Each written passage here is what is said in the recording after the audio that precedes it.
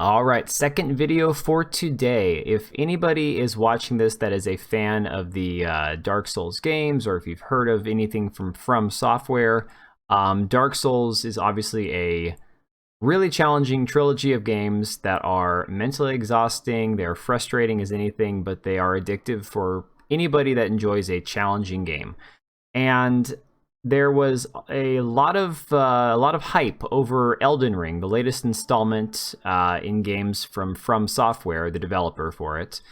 And it was originally thought to be releasing in 2020, and then with the pandemic and lockdowns, obviously it's a lot harder for developers to work on things if they're not in the studio working hand in hand with their coworkers to get things developed. So that put it into an inevitable delay situation, which personally I don't think is the worst thing in the world. If we look at the fiasco, the debacle that was the launch of Cyberpunk 2077, that infamous CD Projekt Red scandal with their CEOs still making tens of thousands, if not hundreds of thousands, in bonuses recently.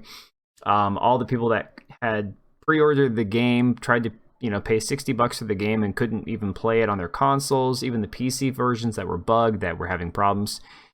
It's a lot smarter to delay a game rather than push out a piece of garbage and try to sell it at full price. I mean, that's just common sense. If we look at Craig from Halo Infinite, I mean, I was as excited as anybody. I don't buy games brand new full price.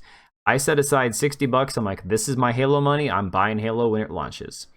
And then that didn't happen. That was my Christmas present to myself for 2020. So here we are in May, and I have no idea when Halo's coming out.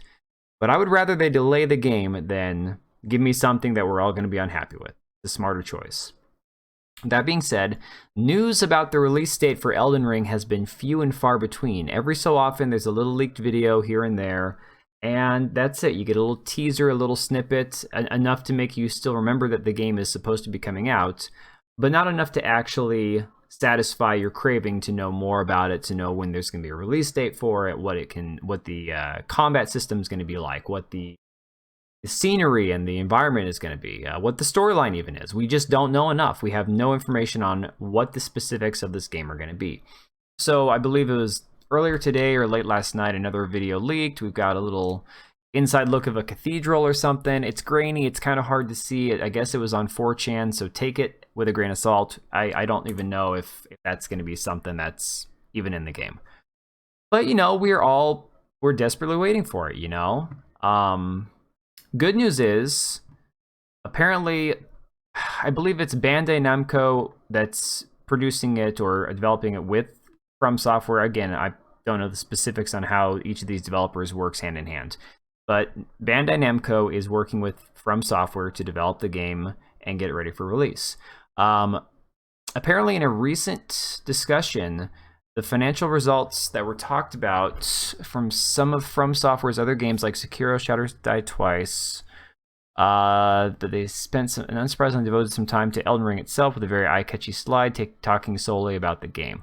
So, okay, in its forecast for the fiscal year that would end on March 31st, 2022, Kodakawa, which is, I believe, the corporation that owns From Software, yeah, it's their parent company. Kodakawa said, contribution made by new works is something it's expecting to happen, which is good news for those keeping hope for Elden Ring. So basically, they're saying by the end of March 2022, by the end of that fiscal year, but they want to have something new, something that is going to be drawing in more money for their report for the fiscal year, obviously. So that's a good sign that it's going to be Elden Ring. My only concern is that this game, I'm going to butcher the name, I apologize, Ni no Kuni 2 Revenant Kingdom, apparently has been a very popular PS4 game. I did not look up the exact numbers of sales. I apologize, I should have done that before I started, but I'll just take this article with a grain of salt, but I'll assume it's a popular game, right? I guess there's a leak that's revealed that it's going to be an upcoming port for the Nintendo Switch, which is kind of huge for Nintendo if it's that popular of a game, and there's so many people now, especially after lockdowns, that own Nintendos. That thing, the Nintendo Switch, my God, it was you couldn't find it. It didn't exist. It was like trying to buy a new PS5 for a while. It just was unattainable. Could not find one. So let's see. The problem with this is the game's not been announced for a pair of Nintendo consoles. I mean, big deal. So again, this is all just conjecture. Their big announcement for E3 could be the port of this game, or it could be Elden Ring. If it's the port for the Nintendo Switch game, I'm going to be massively bummed. I want news about Elden Ring. I want to buy it. I want to play it. I want to stream it. I want to know more about it.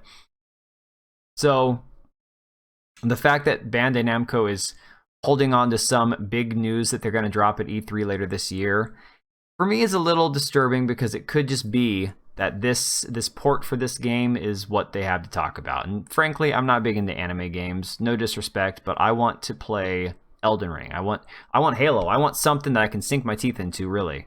So hopefully we're gonna get news real soon here that Elden Ring is due for late this year, maybe early. God, hopefully before spring 2021.